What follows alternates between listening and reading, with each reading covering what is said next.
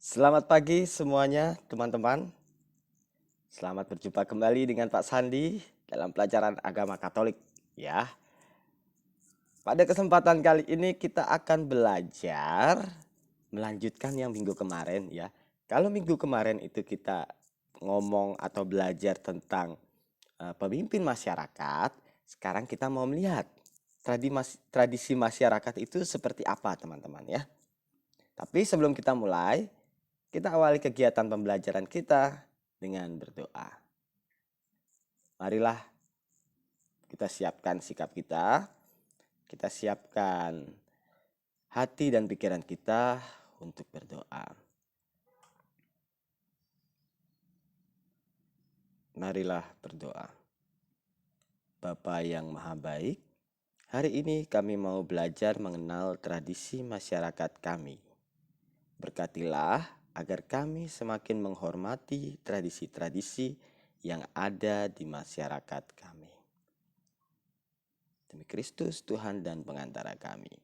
Dalam nama Bapa dan Putra dan Roh Kudus. Amin. Selamat pagi sekali lagi Pak Sandi ucapkan kepada teman-teman semua ya. Nah, apa itu yang dimaksud dengan tradisi masyarakat, teman-teman? Tradisi adalah nilai-nilai atau kebiasaan-kebiasaan atau hal-hal apa saja ya yang diwariskan. Hal-hal apa saja itu bisa berupa pakaian, bisa berupa nasihat ya, yang diwariskan dari pendahulu kita ya. Nah, itulah tradisi ya. Nah, diwariskan secara temurun dari generasi ke generasi, dari zaman ke zaman ya. Oke ya. Nah, Pak Sandi pikir itu mudah untuk dipahami tentang tradisi ya. Nah, kalau dikatakan tradisi masyarakat, berarti nilai-nilai yang diwariskan secara turun-temurun ya, oleh masyarakat tertentu. Ya. Nanti kita mau melihat tradisi-tradisi, contohnya itu seperti apa sih? Nah ya, ini ada nyanyian, kita lewati saja ya teman-teman ya. Kemudian di sini, mari mendengarkan cerita demikian ya. Pasang digidin deh, biar kelihatan ininya. Ntar ya teman-teman. Nah ini dia. Oke, sorry. Gambarnya di... Oh, salah pencet. Ini aja. Sabar teman-teman ya. Tunggu.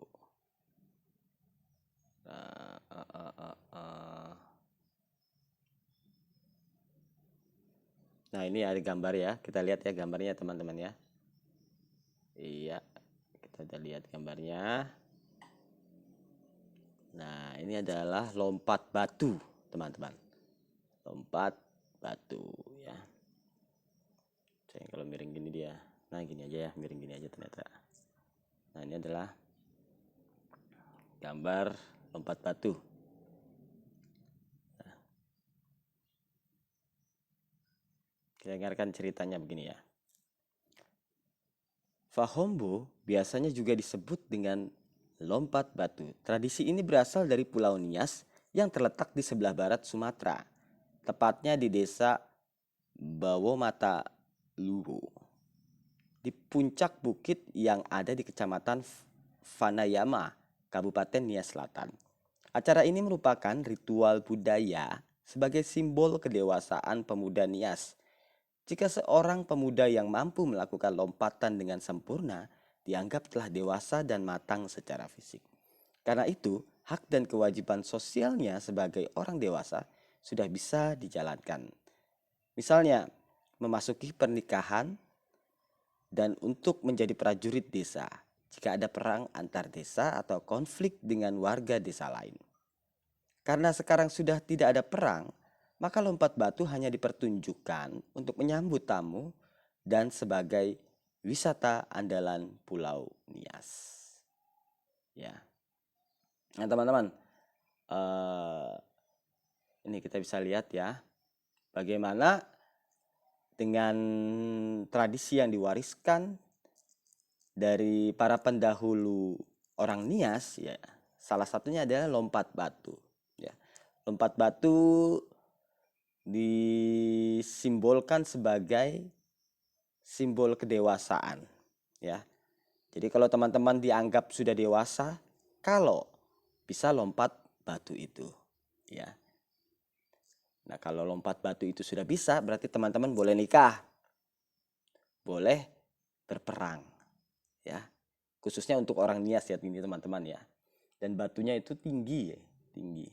Nanti silakan teman-teman cari di Google lompat batu Nias, cari di YouTube lompat batu Nias itu detailnya seperti apa. Nanti bisa ditonton di videonya di YouTube ada. Oke. Nah, sekarang kita melihat Yesus yang berjalan bersama ayah ibunya, ya kan? Kemudian berdiskusi dengan ahli Taurat, dengan guru-guru yang ada di Yerusalem, ya. Seperti apa ceritanya? Yuk kita simak dulu yuk pelan-pelan. Nah, tiap-tiap tahun orang tua Yesus pergi Yerusalem pada hari Paskah ketika Yesus telah berumur 12 tahun. Pergilah mereka ke Yerusalem seperti yang lazim pada hari raya itu. Sehabis hari-hari perayaan itu, ketika mereka pulang, tinggallah Yesus di Yerusalem tanpa diketahui oleh orang tuanya. Karena mereka menyangka bahwa ia ada di antara orang-orang seperjalanan mereka. Berjalanlah mereka sehari perjalanan jauhnya, lalu mencari dia antara kaum, keluarga, dan kenalan mereka. Karena mereka tidak menemukan dia, kembalilah mereka ke Yerusalem sambil terus mencari dia. Sesudah 3 hari, mereka menemukan dia di bait Allah. Ia sedang duduk di tengah-tengah alim ulama sambil mendengarkan mereka dan mengajukan pertanyaan-pertanyaan kepada mereka. Dan semua orang yang mendengar dia sangat heran akan kecerdasannya dan segala jawaban yang diberikannya. Dan karena orang tuanya melihat dia, tercenganglah mereka. Lalu kata ibunya kepadanya, "Nak, mengapa engkau berbuat demikian terhadap kami? Bapamu dan aku dengan cemas mencari engkau." Jawabnya kepada mereka, "Mengapa kamu mencari aku? Tidakkah kamu tahu bahwa aku harus berada di dalam rumah Bapakku?" Tetapi mereka tidak mengerti apa yang dikatakannya kepada mereka. Lalu ia pulang bersama-sama mereka ke Nazaret, dan ia tetap hidup dalam asuhan mereka. Dan ibunya menyimpan semua perkara itu dalam hatinya. Dan Yesus makin bertambah besar dan bertambah hikmatnya dan besarnya, dan makin dikasihi oleh Allah dan manusia. Nah ya, ini dia teman-teman, kebiasaan orang Yahudi, tradisinya ya, tiap tahun pada hari raya Paskah mereka pergi ke Yerusalem teman-teman ya. Jadi ini adalah warisan yang diberikan para pendahulu orang Yahudi ya, bahwa mereka setiap tahun khususnya hari raya Paskah berdoa ke Yerusalem. Semuanya, semua orang Yahudi ya di seluruh dunia itu ke Yerusalem ya. Nah, termasuk Yesus juga yang adalah orang Yahudi teman-teman. Dia juga harus pergi ke Yerusalem. Dia tinggalnya di Nazaret ya, di Nazaret, tapi ibaratnya katakanlah dari Kaliurang ya, tunggu gampangnya itu ini teman-teman, Bantul sekolah kita THS ya, sekolah kita ya, sekolah kita itu ibaratnya Yerusalem. Nah, Pak Sandi orang Yahudi tinggal di mana nih? Di Sleman ya, Condong Catur. Pak Sandi di Condong Catur. Kemudian eh, Bu Era di Merapi gitu kan. Nah, pada hari raya Paskah, baik Pak Sandi yang di Sleman maupun Bu Era yang jauh di Merapi sana harus pergi ke Yerusalem, ke SD Tumbuh 4 untuk merayakan Paskah bersama. Nah, itu adalah tradisi atau kebiasaan yang turun temurun dilakukan ya. Oke. Nah, ini dia. Ada rumah ibadat ya. Ini teman-teman tentu pasti tahu ya ini apa. Oke, betul ya. Ini betul. Ya, ini ya oke. Ini tahu ya.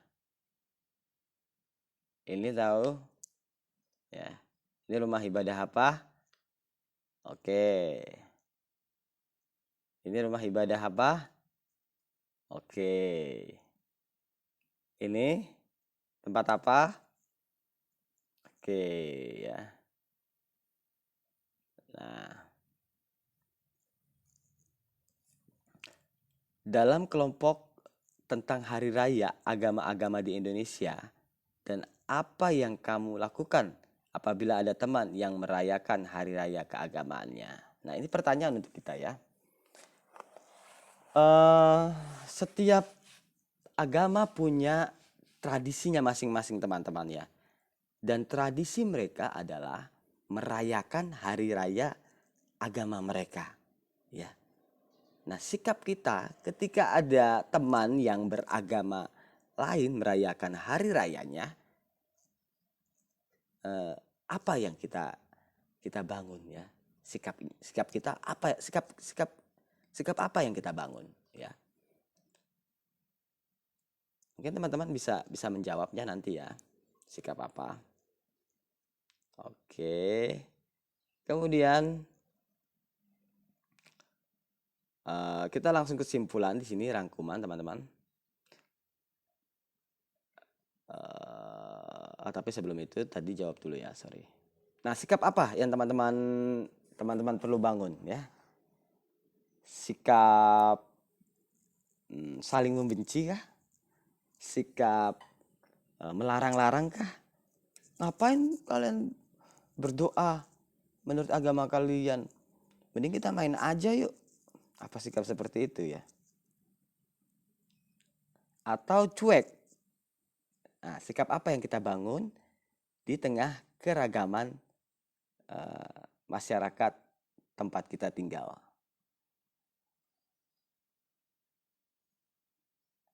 Tentulah teman-teman ya, sikap yang harus kita bangun dan kita tanamkan dalam diri kita adalah ya, menghormati, menghargai, dan kita bertoleransi ya.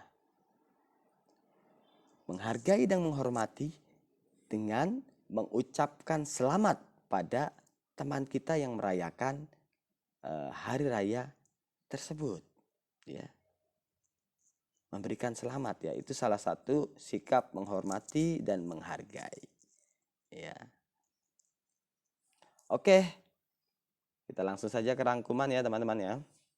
Setiap suku atau daerah mempunyai tradisi yang berbeda-beda. Nah, di sini nanti tugasnya ya teman-teman. Silahkan teman-teman cari satu kekhasan dari suku tertentu ya. Satu kekhasan tradisi dari suku tertentu ya. Silakan ya teman-teman cari, kemudian teman-teman ceritakan lewat voice note ya, lewat voice note. Tradisi apa? Nah, kalau tadi itu di Nias ada tradisi lompat batu, dan di tempat lain ya, di daerah lain entah Jawa, entah entah entah Sumatera Sumatera Utara, entah Papua itu punya tradisi-tradisinya masing-masing ya. Silakan teman-teman cari ya tradisi suku ya atau daerah yang khas ya. Kemudian diceritakan ke Pak Sandi lewat voice note ya. Lanjut, semua tradisi yang kita miliki merupakan bagian kekayaan bangsa yang sangat mengembangkan dan semua merupakan anugerah Tuhan. Nah, ini ya teman-teman ya. Ini adalah sebuah kekayaan, bukan bukan apa ya istilahnya? Bukan menjadi alasan kita untuk tidak mau bergaul dengan yang lain. Ah, kamu kan agamanya beda. Ah, kamu kan budayanya beda. Tidak seperti itu ya teman-teman. Ini adalah kekayaan. Coba deh teman-teman lihat pelangi. Ada warna merah, kuning, hijau, biru ya kan. Dalam satu kesatuan garis. Dan itu indah dan enak dilihat. Nah, begitu juga dengan tradisi-tradisi yang ada di tempat kita ya. Banyak ya, berbeda-beda dan merupakan kekayaan yang indah. Karena itu adalah anugerah dari Tuhan, teman-teman. Nah, kemudian kita harus menjaga, melestarikan sekaligus menghormati tradisi-tradisi yang ada dalam masyarakat Indonesia. Ya, itu sudah kita bahas tadi bagaimana dari kelima gambar rumah ibadah itu ya punya hari rayanya masing-masing, dan sikap yang kita bangun adalah menghargai dan menghormati dengan memberikan ucapan selamat ya, atau bisa juga kita datang ke rumahnya bermain sekaligus ikut merayakan kegembiraan ya. Pak Sandi juga dulu gitu, kalau ada yang lebaran main ke rumah teman ya, dikasih makan opor ayam, dikasih makan apa ya waktu itu ya, rendang, macam-macam makanan yang enak-enak. Sebagai ketupat juga waktu itu, ketupat ya. Kalau ada teman yang lagi lebaran, Pak Sandi main ke rumahnya. Ya lumayan lah, hitung-hitung ikut ikut merayakan, membangun persahabatan yang lebih baik lagi dan menyenangkan saat itu. Nah, Yesus sejak kecil dididik oleh orang tuanya dalam tradisi atau istiadat Yahudi. Umur 12 tahun diajak Yusuf dan Maria untuk merayakan hari raya Paskah. Nah, itu yang tadi Pak Sandi bilang ya, tradisi Yesus pun juga jalani ya. Bagaimana dia dari kecil diajak oleh ayahnya ke Yerusalem tiap hari Paskah ya. Kemudian dalam Indonesia, ini tadi kita bahas ya, ada Islam, ada Katolik, Kristen, Buddha, Konghucu, dan Hindu ya. Semua agama percaya kepada Tuhan yang Maha Esa sebagai manusia dan alam semesta. Ya. Semua agama percaya kepada Tuhan yang Maha Esa, pencipta manusia dan alam semesta. Walaupun berbeda keyakinan, kita tetap satu umat Tuhan yang hidup di bumi Indonesia tercinta. Sebagai murid Yesus, kita diajarkan untuk saling memperhatikan, mengasihi, menjaga agar hidup bahagia dan sejahtera. Nah, ini ya isi dari atau makna dari tradisi masyarakat yang kita pelajari. Nah, ada kekayaan ya di setiap daerah, suku ya, yang memberikan keindahan dalam hidup kita. Kemudian bukan jadi alasan ini ya teman-teman, bukan jadi alasan bahwa itu adalah sekat bahwa kamu bukan orang Flores, nggak boleh bergaul dengan orang yang di luar Flores. Tidak seperti itu juga teman-teman ya. Bukan tidak seperti itu juga. Tidak seperti itu ya. Oke. Mas Andi pikir cukup ya pembelajaran kita hari ini. Silakan teman-teman. Kalau kurang jelas atau karena kurang mengerti, putar ulang kembali videonya ya. Tonton lagi pelan-pelan. Di mana bagian yang belum mengerti. Kemudian silakan tanya ke Pak Sandi ya. Jangan lupa tugasnya yaitu mencari salah satu tradisi di budaya tertentu dan diceritakan ke Pak Sandi lewat voice note. Oke, cukup sekian dari Pak Sandi ya. Terima kasih, dan sebelum kita tutup, mari kita akhiri pembelajaran ini dengan doa. Dalam nama Bapa dan Putra dan Roh Kudus. Amin. Allah Bapa yang Maha Kuasa, kami bersyukur boleh mengenal tradisi-tradisi yang ada di sekitar maupun kami sendiri. Semoga lewat tradisi itu kami semakin menghargai dan menghormati satu sama lain. Terpujilah namamu, demi Kristus Tuhan dan pengantara kami. Dalam nama Bapa dan Putra dan Roh Kudus. Amin. Sekian teman-teman, sampai jumpa. Dadah.